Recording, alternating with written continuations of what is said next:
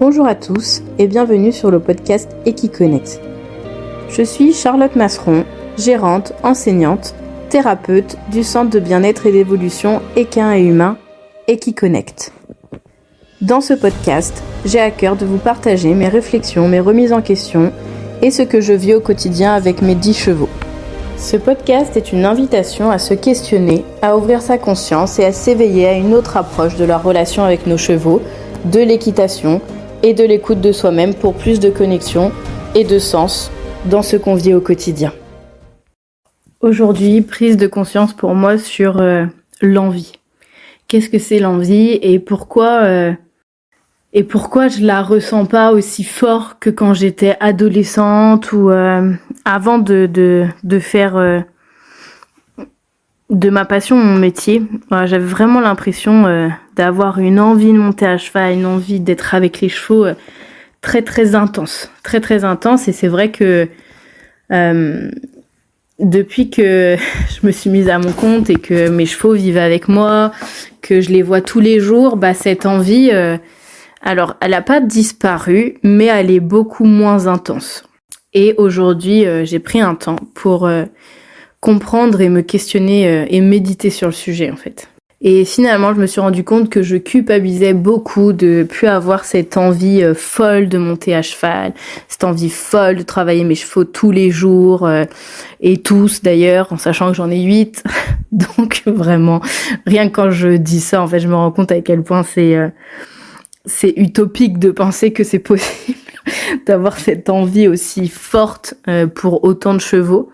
Et puis dans une journée, mon énergie n'est pas assez disponible pour pouvoir faire tout ça déjà. Enfin, si je m'écoute dans le respect de mes limites et de mon bien-être physique, c'est impossible d'avoir une énergie qui est disponible pour faire autant de choses en une journée.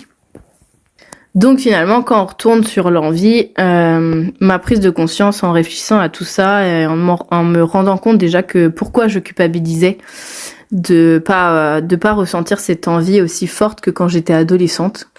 La réponse c'est que j'avais peur de plus avoir de sens, que ce soit comme si le fait de pas avoir envie tous les jours de travailler mes chevaux, ça faisait un non-sens par rapport à la professionnelle que je suis, c'est-à-dire celle qui accompagne et enseigne à des gens justement qui montent à cheval, celle qui du coup s'occupe des chevaux tous les jours. Enfin voilà, j'avais vraiment peur en fait finalement que cette non-envie me dise que je suis plus à ma place là où je suis. Et finalement, c'est pas du tout ça. La différence entre l'adolescente que j'étais et qui avait très très très envie d'aller voir son poney, de s'en occuper, de le monter, et aujourd'hui avec la personne que je suis aujourd'hui, la différence c'est que déjà à l'époque quand j'avais très très envie de voir mon poney, c'est que déjà je le voyais pas tous les jours, que le reste de mon temps était passé à l'école avec un truc qui avait pas de sens pour moi. Donc pour le coup là, je sentais vraiment du désintéressement plus pendant toute ma journée. Donc forcément proportionnellement, le soir mon envie était décuplée pour aller voir mon poney. Et aujourd'hui, paradoxalement, en fait c'est l'inverse. J'ai fait de ma vie comment je pourrais dire, un peu un océan de plaisir finalement, parce que j'ai toujours suivi mon cœur pour faire de ma passion mon métier. Et donc du coup, tous les jours, je fais que des choses que j'ai envie de faire, profondément. Alors bien évidemment, je dis pas qu'il n'y a pas de contraintes, mais vraiment, dans ma journée, je pense que c'est très très très très rare les moments où je fais quelque chose dont j'ai pas envie. Allez, peut-être quand j'ai ma compta à faire. Mais finalement, même ça, c'est choisi parce que ça va avec mon métier. Donc voilà, donc en fait, finalement, je me rends compte que l'intensité de l'envie que je ressentais adolescente, je l'ai toujours. C'est juste qu'elle est beaucoup plus diffuse parce que tout ce que je fais dans ma journée, c'est des choses dont j'ai envie de faire. Donc forcément, quand je vais chercher mon cheval ou que je travaille un de mes chevaux, je ressens moins l'intensité parce que finalement, je suis déjà dans ma zone de j'ai envie de faire ce que j'ai envie de faire. Donc alors qu'avant j'étais à l'école, j'avais pas envie d'être à l'école, ça me faisait chier, il y avait pas de sens à faire ce que j'étais en train de faire et du coup forcément quand j'allais au poney, mon envie elle se réveillait très fort et du coup je la ressentais avec beaucoup de puissance. Alors qu'aujourd'hui, sortir déjà me lever, déjeuner, prendre un temps pour moi, partir faire les chevaux, nourrir les chevaux, m'en occuper, prendre soin, vérifier que tout le monde va bien, faire des câlins, et après travailler mes chevaux, forcément en fait tout ça, je suis déjà dans du plaisir et dans de l'envie. Donc forcément quand je vais chercher mes chevaux, il y a pas un énorme fossé en fait. Fossé entre j'ai pas du tout envie et ça me fait chier et là j'ai super envie. Non parce que finalement je me rends compte qu'en fait dans ma vie aujourd'hui finalement je pensais avoir perdu l'envie et en fait c'est pas du tout ça. J'ai pas perdu l'envie, c'est juste que elle est partout. Donc voilà, je voulais vous partager ça pour que potentiellement si jamais ça vous parle, que ça puisse vous montrer que c'est pas parce que c'est pas intense et fort que c'est pas là.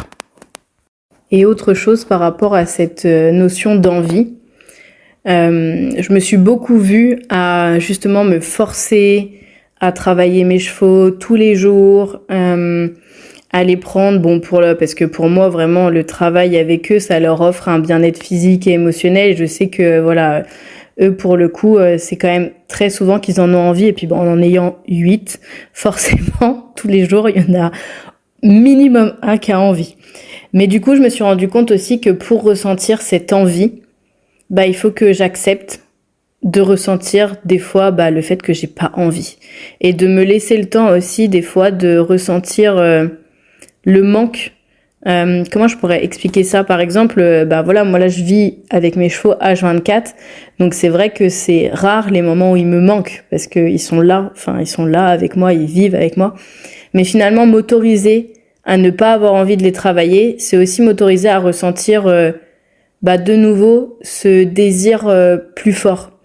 Parce que si je les travaille pas pendant, je dirais 3-4 jours, je vais vraiment de nouveau me dire là, j'ai vraiment envie de les travailler et je vais ressentir de nouveau cette envie beaucoup plus forte que si je me force parce qu'en fait, plus je vais me forcer et moins je vais avoir envie en fait.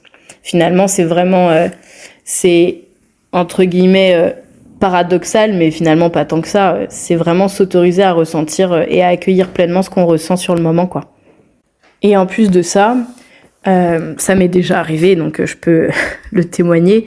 Quand vous vous forcez à faire une séance qu'à la base vous n'avez pas forcément envie, votre cheval le sent, bien évidemment. C'est comme si la séance nous faisait sentir que aujourd'hui c'est dur, c'est lourd, ça a moins de sens que d'habitude. Enfin voilà, il y a quelque chose quelque part qui est vraiment moins fluide que si on se laisse le temps de vraiment avoir envie.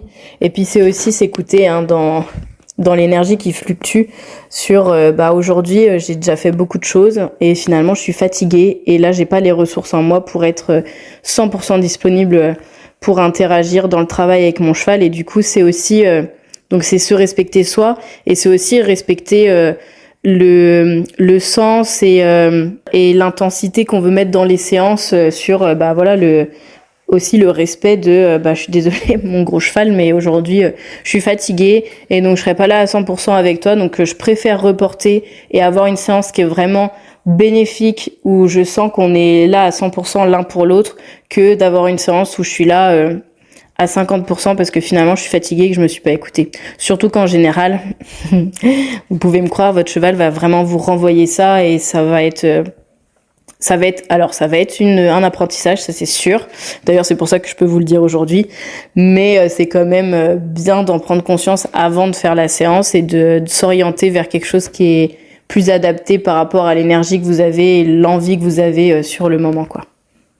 Donc finalement, pour moi, pour conclure, je dirais que l'écoute de son envie avant de faire quoi que ce soit avec son cheval, et même à la rigueur avec un autre humain, c'est vraiment important de savoir est-ce que j'ai envie, de quoi j'ai envie, est-ce que j'ai l'énergie avant de faire quoi que ce soit, parce que c'est autant se respecter soi dans ses limites que dans son désir de ok, aujourd'hui j'ai envie de ça, que aussi respecter l'autre avec qui on est en interaction pour pas dire un oui qui est finalement un non et qui va nous faire vivre une situation qui va du coup manquer de fluidité et finalement même d'honnêteté pour nous mais également pour l'autre. Et bien voilà pour ce sujet de l'envie. J'espère que ça aura pu vous aider à comprendre et à peut-être ouvrir votre conscience sur ça et à mettre un peu plus de clarté avant même de partir dans une séance avec votre cheval et de faire vraiment des choses dont vous avez envie en conscience. Je vous souhaite de profiter de la relation avec votre cheval. D'ailleurs, ce terme « profiter », ce sera sûrement le thème d'un autre podcast. Et en attendant, je vous souhaite une belle journée et je vous dis à bientôt.